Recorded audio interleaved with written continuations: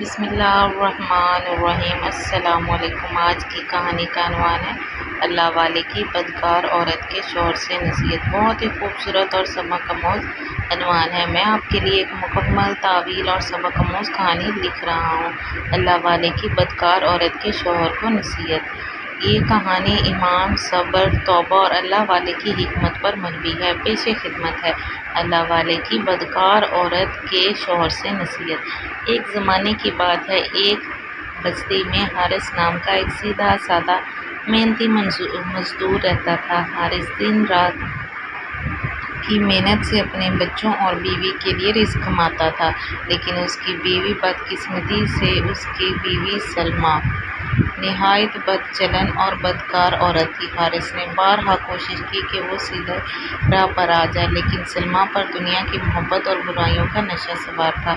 وہ اکثر گھر سے غائب رہتی اور برے لوگوں کی صحبت میں بیٹھتی۔ بستی کے لوگ بھی حارث پر ہنستے، اس کی عزت کو پامال کرتے۔ کئی بار تو لوگ اسے رستے میں روک کر طعنے دیتے، اے حارث، تجھے شرم نہیں آتی؟ تیری بیوی تو بدنام زمانہ ہو چکی ہے۔ یہ باتیں سن کر حارث کا دل ٹوٹ جاتا، لیکن اس کے لبوں پر صبر کی مہر لگی تھی۔ اس کا ایک ہی سہارا تھا، اللہ تعالیٰ۔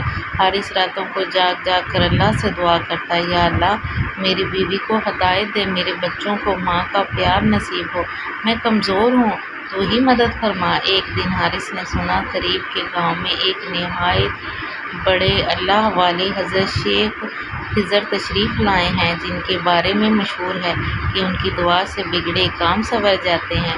حارث نے فیصلہ کیا کہ وہ حضرت شیخ سے جا کر مشورہ کریں گے۔ اگلی صبح وہ پیدل ہی شیخ خضر کے پاس روانہ ہوا۔ راستہ دشوار تھا، لیکن امید کے سہارے چل پڑا۔ جب وہ حضرت کے خانقاہ پہنچا تو بہت سے لوگ پہلے موجود تھے، سب اپنی پریشانیاں لے کے آئے تھے۔ جب اس کی باری آئی تو وہ رو پڑا اور حضرت کے قدموں میں گر پڑا، حضرت، میں ایک گناہ گار آدمی ہوں، میرا دکھ بہت بڑا ہے، میری بیوی بدکار ہے، میری عزت بستی میں خاک میں مل چکی ہے، کیا میں اسے طلاق دے دوں؟ کیا میں اپنے بچوں کو لے کر کہیں اور چلا جاؤں؟ حضرت شیخ خضر نے بڑی محبت سے حارث کو اٹھایا، پانی پلایا اور فرمایا، بیٹا، طلاق دینا آسان ہے، لیکن اللہ کی رضا حاصل کرنا بہت مشکل۔ کبھی سوچا ہے کہ اللہ نے تمہیں اس امتحان میں کیوں ڈالا ہے؟ تمہاری بیوی کی بدکاری تو دنیا دیکھ رہی ہے، لیکن تمہارا صبر صرف اللہ دیکھ رہا ہے۔ اگر تم نے طلاق دے دی تو ہو سکتا ہے تمہارا دل سکون میں آ جائے، لیکن کیا وہ عورت اللہ کی طرف لوٹے گی؟ تم چاہو تو اس کے لیے ہدایت کا ذریعہ بن سکتے ہو۔ حارث نے آنسو بھری آنکھوں سے پوچھا، حضرت، لیکن میں کیا کروں؟ میں تو خود گناہ گار ہوں۔ حضرت مسکرا دیے، بس تم صبر کرو، نماز قائم کرو، تہجد میں اس کے لیے دعا کرو اور روزانہ قرآن کی تلاوت کرو۔ کبھی اس پر غصہ نہ کرنا، کبھی برا بھلا مت کہنا اسے، بس اپنے اخلاص سے اسے جیتنے کی کوشش کرو۔ جو لوگ تمہیں طعنے دیتے ہیں انہیں جواب نہ دو، صرف اللہ کے ہو کر رہو، اللہ چاہے تو اسی برائی سے تمہارے لیے خیر نکال دے گا۔ یہ کہہ کر حضرت نے اسے سورۃ الفرقان کی یہ آیت سنائی، إِلَّا مَن تَابَ وَآمَنَ وَعَمِلَ عَمَلًا صَالِحًا فَأُولَٰئِکَ يُبَدِّلُ اللَّهُ سَیِّئَاتِہِمْ حَسَنَاتٍ۔ ترجمہ، سوائے ان لوگوں کے جو توبہ کریں اور ایمان لائیں اور نیک عمل کریں، اللہ ان کی برائیاں نیکیوں میں بدل دے گا۔ حارث کا دل جیسے نور سے بھر گیا، وہ روتا ہوا گھر واپس آیا اور حضرت کے بتائے ہوئے طریقے پر عمل کرنے لگا۔ دن گزرتے گئے، سلمیٰ حسب معمول بدکاری کی راہوں پر چلتی رہی، لیکن حارث نے اسے کبھی مارا نہ طعنہ دیا، بلکہ اس کے ساتھ ہمیشہ محبت سے پیش آیا، اس کے لیے دعائیں کرتا رہا، اس کی چھوٹی سے چھوٹی ضرورتیں پوری کرتا رہا، راتوں کو اٹھ کر اللہ کے سامنے ہاتھ پھیلاتا رہا، یا اللہ، تو سب سے بڑا باری ہے، تو میری بیوی کے دل میں اپنی محبت پیدا کر۔ ایک رات ایسا ہوا کہ سلمیٰ رات گئے واپس لوٹ رہی تھی کہ راستے میں ایک حادثہ پیش آیا۔ وہ ایک کنویں میں گرنے ہی والی تھی کہ اچانک حارث نے اسے بچا لیا۔ وہ حیران رہ گئی، یہ شخص جسے میں نے ذلیل کیا، دھوکہ دیا، یہ میری جان بچانے کے لیے یہاں آیا۔ اس دن سلمیٰ کے دل پر گہرا اثر ہوا۔